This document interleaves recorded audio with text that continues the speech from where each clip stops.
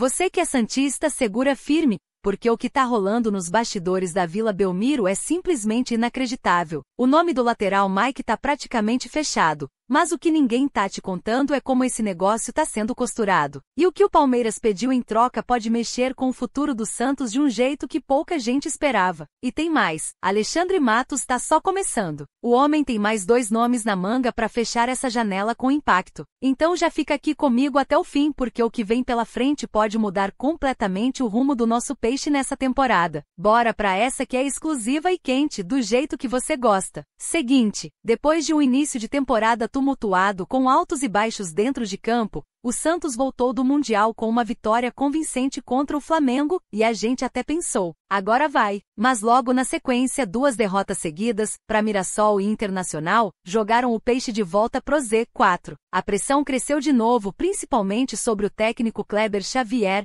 e a diretoria entendeu o recado. Era hora de agir com força no mercado. A chegada de Alexandre Matos foi um divisor de águas. O cara é experiente, sabe montar elenco competitivo e desde que chegou, já movimentou os bastidores do CT Rei Pelé. 3 nomes já foram confirmados: Igor Vinícius, William Arão e Gustavo Cabaleiro. Mas não parou por aí não. O nome que está prestes a ser anunciado é de peso: Mike, lateral multicampeão com o Palmeiras. Só que, como em toda boa negociação, tem um porém, e é aqui que o negócio fica interessante. Mike, que já vinha sendo observado pelo Santos desde antes da pausa pro Mundial, está com tudo acertado para vestir a camisa do peixe. O Palmeiras inicialmente topou renovar com o jogador, mas o próprio atleta demonstrou interesse em respirar novos ares. O Santos, esperto, entrou em ação e foi buscar o cara. O Grêmio até tentou se meter no meio do caminho, mas não foi adiante. Aí você deve estar se perguntando, beleza, mas quanto isso vai custar pro Santos? E a resposta pode surpreender. Segundo o jornalista Lucas Musetti,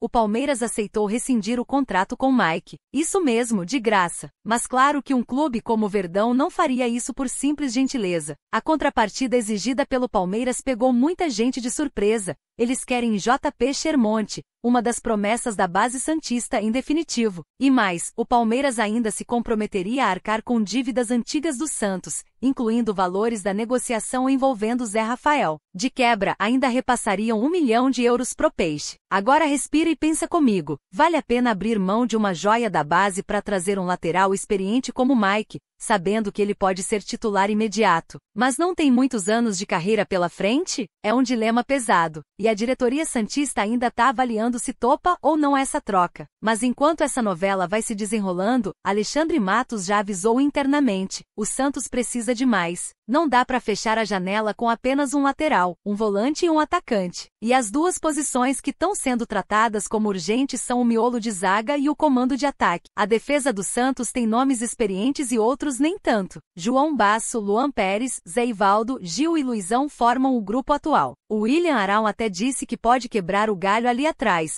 mas não é a função natural dele. Por isso, 2 nomes já estão sendo analisados de perto. O primeiro é o uruguaio Facundo Malo, de 30 anos, atualmente no Rosário Central da Argentina. O cara é forte fisicamente, tem liderança, e agrada bastante a comissão técnica. Foi revelado no Liverpool, passou pelo futebol romeno e tem se destacado bastante no futebol argentino. O segundo nome é ainda mais conhecido do público brasileiro, Rafael Tolói. Ítalo-brasileiro, 34 anos, campeão da Eurocopa com a Itália e ex-capitão da Atalanta. Tolói foi recentemente oferecido ao Santos e o nome agradou. Apesar disso, ainda não houve abertura formal de negociação, mas o nome tá sim na mesa do Matos. E você deve estar se perguntando, ué, mas e o centroavante? Então, nesse momento o foco principal é a zaga. Até pela sequência complicada que o Peixe tá enfrentando e pela fragilidade defensiva que ficou escancarada nos últimos jogos. Depois disso, sim, o clube deve voltar suas atenções para a posição 9,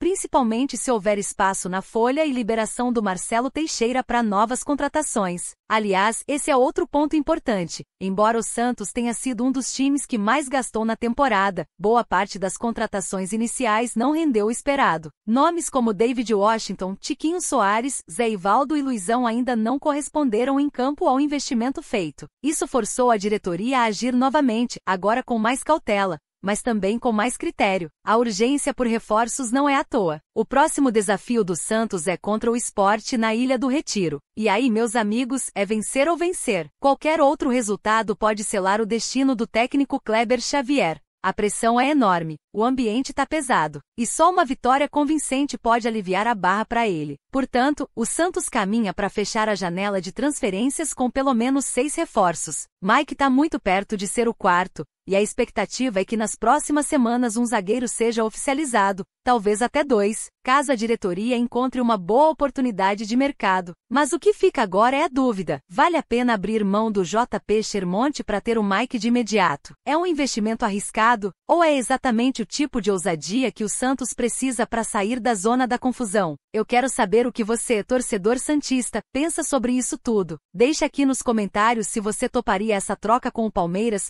ou se acredita que a gente pode buscar um lateral tão bom quanto o Mike, mas sem perder um talento da base. E aproveita, compartilha esse vídeo com outros santistas e vamos juntos pressionar a diretoria para tomar as melhores decisões nessa reta final da janela. Agora, se o torcedor do Santos achava que a pressão estava alta nos bastidores, é dentro de campo que a situação está ainda mais delicada, e a esperança de toda uma nação alvinegra repousa sobre os pés de um nome que dispensa apresentações: Neymar Júnior. É isso mesmo, o camisa 10 que voltou ao clube em 2025 com pompa, salário milionário e toda a responsabilidade do mundo, vai mais uma vez carregar o peso da Vila nas costas. E a pergunta que não quer calar é: será que só ele basta para afastar essa crise? Neste sábado, o Santos vai encarar o Sport na Ilha do Retiro, num daqueles jogos que definem rumos. É confronto direto contra o rebaixamento, clima hostil, torcida adversária jogando junto, e a única certeza é que o Peixe vai a campo com Neymar entre os titulares. O craque tá confirmado e com a responsabilidade de ser o cérebro do time. Mais do que um ídolo, ele virou a referência técnica absoluta da equipe de Kleber Xavier. E olha, se tem alguém que quer dar uma resposta dentro de campo, esse alguém é o Neymar. Depois da derrota pro Internacional por 2-1,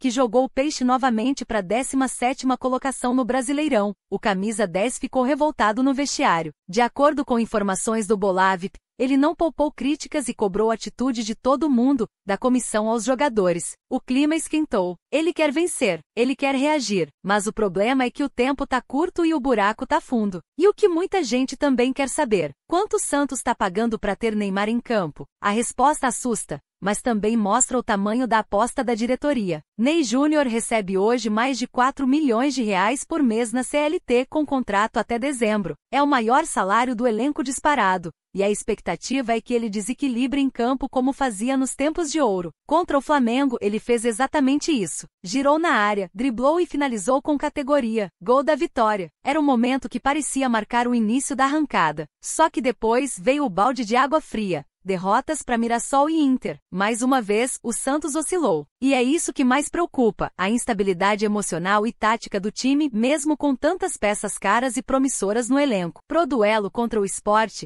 o Santos vai com um time bem parecido com o que enfrentou o Inter, com algumas baixas importantes. William Arão tá fora com lesão na panturrilha. Guilherme também não joga. Barreal, então, assume a ponta esquerda, e Neymar vai atuar como meia central, o famoso camisa 10 clássico, organizando tudo do meio para frente. A ideia de Kleber Xavier é que Ney arme, mas também chegue na área, finalize, ajude na recomposição. Tudo ao mesmo tempo. A provável escalação do Santos deve ser: Gabriel Brazão no gol, Igor Vinícius na lateral direita, João Basso e Luan Pérez na zaga, Souza na esquerda. No meio, Tomás Rincon, João Schmidt e Neymar. No ataque, Barreal pela esquerda, Roleiser na direita e David Washington centralizado. E se por um lado Neymar é a esperança, por outro ele também está no centro das polêmicas. Depois do jogo contra o Inter, ele se desentendeu com um torcedor nas arquibancadas, logo após o apito final. A discussão viralizou e o ex-volante e comentarista Vampeta não deixou passar batido. Durante o programa Bate Pronto, ele mandou a real: vai ajuntando tudo, xingou o torcedor, teve polêmica contra o Mirassol, contra o CRB na Copa do Brasil, desnecessário. E em campo, o Neymar também está muito nervoso com os companheiros. Eu percebi isso no jogo. Segundo Vampeta, Ney tá reclamando demais com os colegas e isso pode afetar o ambiente do vestiário. A leitura dele é que esse comportamento, ainda mais num time afundado na zona de rebaixamento, pode pegar mal. E ele não tá sozinho nesse pensamento. Parte da torcida já começa a demonstrar impaciência, esperando mais entrega do ídolo em momentos difíceis como esse. Mas aí é que tá: o Santos não trouxe Neymar para fazer número, trouxe para decidir. E sábado é jogo pra isso. Não tem desculpa, não tem espaço pra errar. São 3 pontos que o Peixe precisa com urgência pra respirar, virar a página e sair do Z4. E se vencer o Sport fora de casa e depois bater o Juventude no Morumbi IS, a tabela muda de cara e o astral no CT muda junto. Como disse o próprio Vampeta em outro trecho, se vence esses 2 jogos, dá uma respirada. Não é um time barato, é só ver o banco. A folha tá entre as 7 ou 8 maiores do país. Tem que olhar bem para essa zona de rebaixamento. E olha, não achei que foi uma partida horrível do Santos contra o Inter. Poderia ter sido 2-2. A análise faz sentido. O problema não é só técnico, é emocional. E é por isso que Neymar se torna ainda mais importante. O Santos precisa de liderança, de alguém que chame a responsabilidade e coloque o time nas costas, como fazia nos tempos de Ganso, Elano e companhia. A diferença agora é que ele tá mais velho, mais experiente e mais cobrado do que nunca. Enquanto isso, Kleber Xavier tenta se manter no cargo. Ele sabe que uma nova derrota pode encerrar seu ciclo. A diretoria não vai hesitar em fazer mudanças se os resultados não vierem. E com a janela de transferências ainda aberta, a pressão sobre o treinador e o elenco é gigantesca. O torcedor do Peixe vive um misto de esperança e frustração. Esperança porque o elenco é bom, frustração porque os resultados não condizem com o que se investiu. E a pergunta segue no ar: o Santos vai conseguir reagir com Neymar como protagonista? Ou vamos repetir a história de 2023 e cair de novo? Agora, eu quero saber de você, torcedor. O que você acha da postura do Neymar até aqui? Você acha que ele tá realmente comprometido com o clube ou tá mais preocupado com a imagem? E essa pressão toda no jogo contra o Sport,